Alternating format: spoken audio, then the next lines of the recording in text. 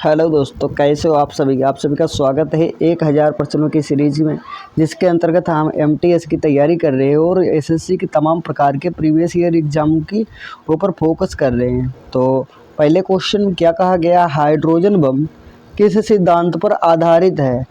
तो जो D option दे रखा है यही सही जवाब है। कह रहा है अनियंत्रित संलयन अभिक्रिया।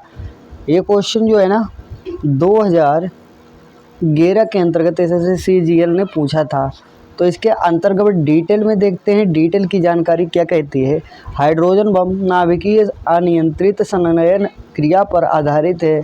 प्रथम हाइड्रोजन बम एडवर्ड टेलर एवं अन्य अमेरिकी वैज्ञानिकों ने वर्ष 1952 में बनाया था। संलयन अभिक्रिया बहुत ही तीव्र चाल से होती है, जिसके लिए परिणाम स्वरूप सबसे अधिक हानिकारक विकिरण पैदा होता है। हाइड्रोजन बम में ड्यूटेरियम और ट्राइटियम के नाभिकों का संलयन होता है और बहुत अधिक ऊर्जा मुक्त होती है।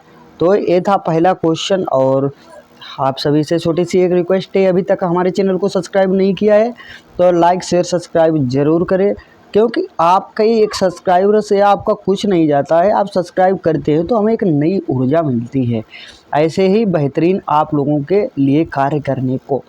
तो अगला क्वेश्चन क्या कहता है, एसएससी टैक्स असिस्टेंट 2006 के अंतर्गत आया हुआ है। अगला क्वेश्चन कहता है भारत में राजस्व एकत्रित करने के स्थायी बंदोबस्त की प्रणाली शुरू की गई थी। ठीक है, तो किसके द्वारा शुरू की गई थी ये बताना है। भारत में राजस्व एकत्रित करने के लिए स्थायी बंदोबस्त, तो इसका डी ऑप्शन सही है, लॉर्ड कॉर्नवालिस। डिटेल में देखते हैं। कॉर्नवालिस ने वार्षिक लगान के स्थान पर 1790 ईस्वी में 10 वर्षीय लगान व्यवस्था लागू की और घोषणा की गई कि बोर्ड ऑफ डायरेक्टर्स से स्वीकृति प्राप्त हो जाने पर इस व्यवस्था को स्थायित्व प्रदान किया जाएगा। डायरेक्टर की स्वीकृति मिलने के बाद 22 मार्च 1793 ईस्वी को 10 वर्षीय इस प्रबंध स्थायी कर दिया गया। भू राजस्व की यही व्यवस्था इस्तमरारी बंदोबस्त या स्थायी बंदोबस्त के नाम से जानी जाती है। तो देखते हैं अगला क्वेश्चन क्या कहता है, जो कि एसएससी सीजीएल 2013 के अंतर्गत आया हुआ था। पिट्स इंडिया एक्ट 1784 क्या था। जो पिट्स इंडिया एक्ट था, इनमें दिए गए ऑप्शन रॉन्ग है, तो सही ऑप्शन क्या है।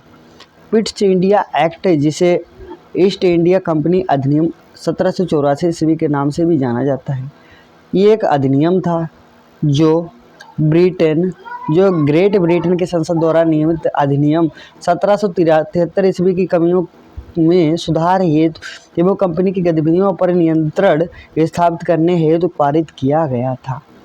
तो चलिए देखते हैं अगला क्वेश्चन क्या कहता है।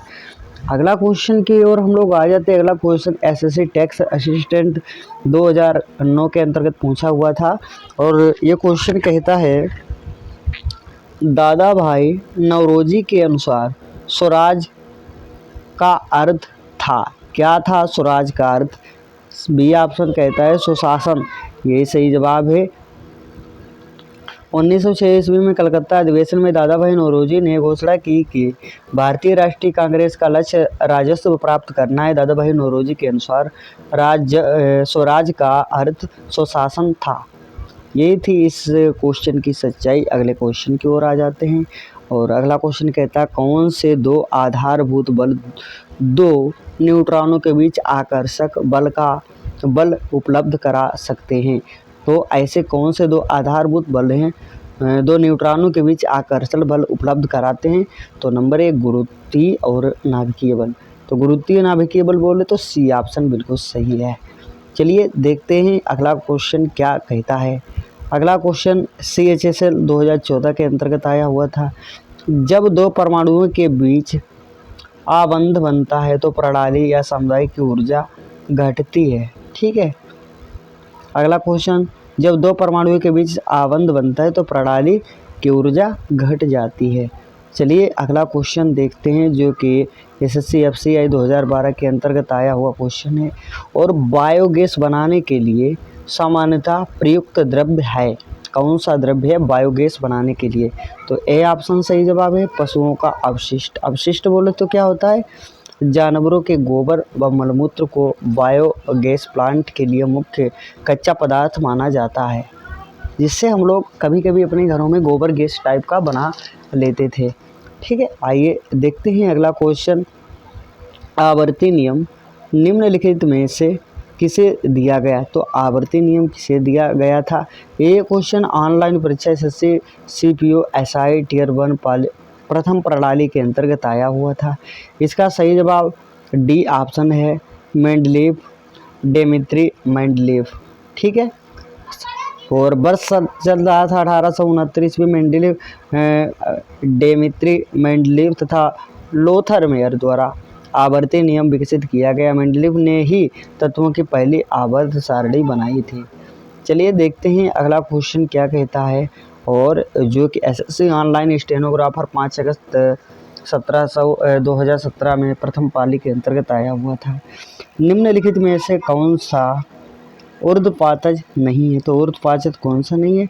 फिटकरी को छोड़ के, फिटकरी नहीं है, बाकी सारे के सारे कपूर, नेफ्थलीन, अमोनियम क्लोराइड, ये सारे ऊर्ध्वपातज हैं। आइए देखते हैं ऊर्ध्वपातज क्या होता है। बे ठोस पदार्थ जो बिना तरलावस्था में आए सीधे वाष्प में परिवर्तित हो जाते हैं, अथवा वाष्प बिना तरल अवस्था में आए ही सीधे ठोस अवस्था में बदल जाता है, ऊर्ध्वपातज कहते हैं या कहलाते, तथा यह प्रक्रिया ऊर्ध्वपातन कहलाती। कपूर, नेफ्थलीन तथा अमोनियम क्लोराइड ऊर्ध्वपातज हैं, जबकि फिटकरी ऊर्ध्वपातज नहीं है। फिटकरी इसका सही जवाब है। आ जाते हैं अगले क्वेश्चन की ओर। अगला प्रश्न क्या कहता है? पेट्रोल के स्फोटक रोधी गुणवत्ता बढ़ाने के लिए निम्न में से किसे इस्तेमाल किया जाता है? तो पेट्रोल के स्फोटक रोधी गुणवत्ता बढ़ाने के लिए किसका प्रयोग किया जाता है? ट्रेटा एथिल सीसा का। किसका? ट्रेटा एथिल सीसा का, जो कि बी ऑप्शन के अंतर्गत दे रखा है। पेट्रोल के स्फोटक रोधी गुणवत्ता बढ़ाने के लिए ट्रेटा एथिल सीसा का उपयोग करते हैं। गैसोलीन में इसकी मात्रा लगभग 0.1% होती है। चलिए देखते हैं अगला क्वेश्चन क्या कहता है। विटामिन डी की कमी से होने वाले रोग रिकेट्स में शरीर का कौन सा अंग प्रभावित होता है? तो विटामिन डी की कमी से रिकेट्स रोग होता है, इसमें कौन सा अंग प्रभावित हो जाता है? तो अस्थि कहे तो हड्डी, इसका सही जवाब हड्डी है। और एसएससी सीपीओ 2010 के अंतर्गत ये क्वेश्चन आया हुआ है, और इसकी पूरी जानकारी आप नीचे देख लेंगे। प्रातः कालीन धूप से मानव शरीर में विटामिन डी उत्पन्न होता है। विटामिन डी का रासायनिक नाम कैल्सीफेरॉल है, या वसा में विलय विटामिन है, या विटामिन कैल्शियम के अवशोषण में सहायक है, जिससे हड्डियां मजबूत बनती हैं। इसकी कमी से बच्चों में रिकेट्स तथा प्रौढ़ों में ऑस्टियोमलेसिया नामक रोग हो जाता है। रिकेट्स को सूखा रोग के नाम से जाना जाता है।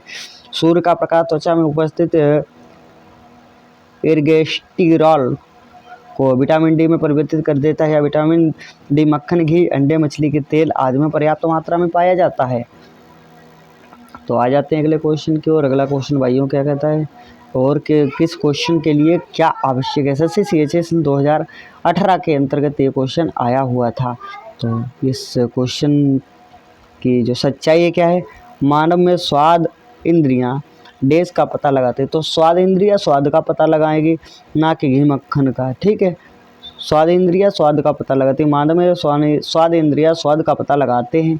मनुष्य में जीहा बोले तो जुबान, जिसे हम बोलते हैं खाना जिसके माध्यम से अंदर जाता है, के विभिन्न भाग, 4 भाग भिन्न प्रकार के स्वाद का अनुभव करते हैं। मीठे और नमकीन का अनुभव जीवा के स्वतंत्र सिरे पर, खट्टे का पश्च तथा कड़वे का पश्च भाग में होता है। आ जाते हैं अगले क्वेश्चन की ओर। अगला क्वेश्चन क्या कहता है? अलेक्जेंडर फ्लेमिंग का नाम किस खोज से संबंधित है? तो अलेक्जेंडर फ्लेमिंग ने कौन सी चीज़ की खोज करी थी? तो पेनिसिलिन की खोज अलेक्जेंडर फ्लेमिंग ने की थी। आइए देखते हैं पूरी डिटेल। प्रथम एंटीबायोटिक जिसे पेनिसिलिन कहते हैं की खोज वर्ष 1929 ईस्वी में मेजर अलेक्जेंडर और फ्लेमिंग द्वारा किया गया था, जिन्हें उन्होंने पेनिसिलिन नोटेट नामक कवक से प्राप्त किया था। तपेदिक के इलाज के लिए पैरा अमीनो सैलिसिलिक एसिड का प्रयोग किया जाता है। पेनिसिलिन का उपयोग कवक फफूंद द्वारा उत्पन्न रोगों के इलाज के लिए किया जाता है। बीसीजी एक प्रत्यक्षी टीका है। आ जाते हैं अगले क्वेश्चन की ओर। अगला क्वेश्चन क्या कहता है, युग्मन और प्रतिकर्षण किसकी दो अवस्थाएं होती है? युग्मन और प्रतिकर्षण किसकी दो अवस्थाएं होती हैं? तो डी ऑप्शन इसका सही जवाब है, सहलनंगता। ठीक है, युग्मन और प्रतिकर्षण सहलनंगता की दो अवस्थाएं होती है। सहलनंगता मेंडल के नियम का अपवाद है। जब दो भिन्न लक्षण एक ही गुणसूत्र पर बंधे होते हैं तो उनकी वंशागति स्वतंत्र न होकर एक ही साथ होती है। इस घटना को मार्गन से सहलनंगता कहा जाता है। क्या कहा जाता है? सहलनंगता कहा जाता है। आइए देखते हैं अगला क्वेश्चन। राष्ट्रीय आय में शामिल है, क्या शामिल है? नए मकान का निर्माण।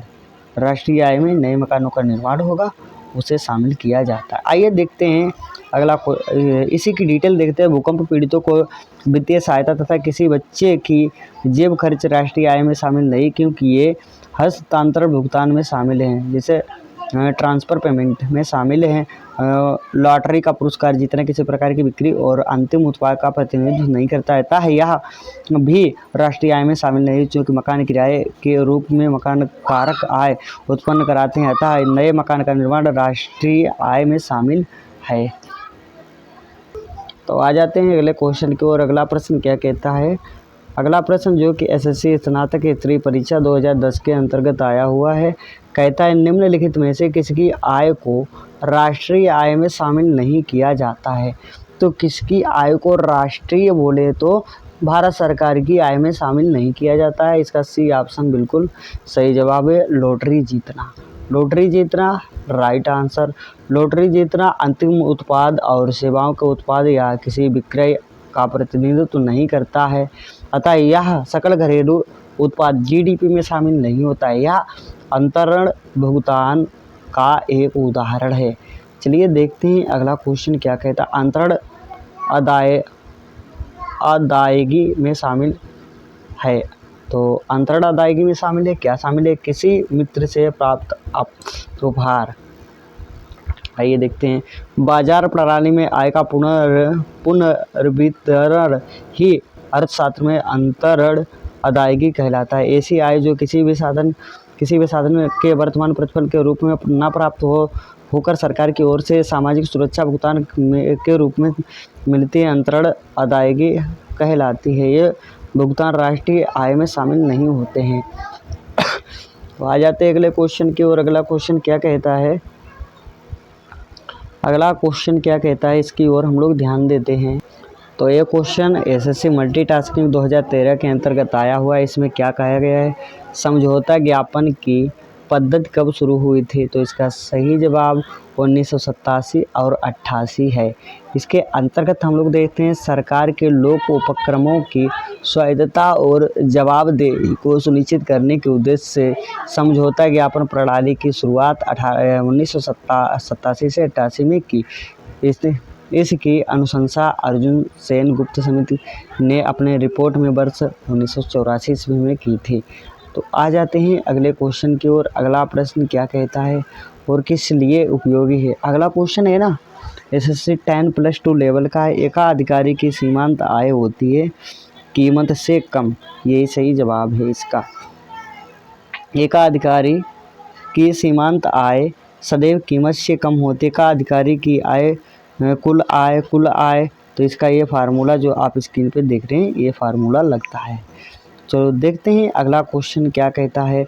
निम्नलिखित में से कौन सा संबंध हमेशा सही होता है? तो डी ऑप्शन का संबंध आय बराबर उपभोग प्लस बचत प्लस निवेश, यही ऑप्शन सही होता है। और आज के लास्ट क्वेश्चन की ओर हम लोग आ जाते हैं। आखिरी क्वेश्चन कहता है उत्पादन के मूल्य और वर्धित मूल्य के बीच अंतर किया जा सकता है यदि विदित हो। क्या विदित हो? मध्यवर्ती उपभोग का मूल्य। ठीक है, यही सही जवाब है। तो आ जाते हैं हम लोग फर्स्ट स्लाइड के ऊपर। आपसे छोटी सी रिक्वेस्ट है, अभी तक आपने हमारे चैनल को सब्सक्राइब शेयर लाइक नहीं किया है तो इसको सब्सक्राइब ज़रूर करिए। इससे हमें एक नई ऊर्जा मिलती है और ऐसे बेहतरीन प्रश्नों को हम लाते रहते हैं। तब तक के लिए बाय, टेक केयर।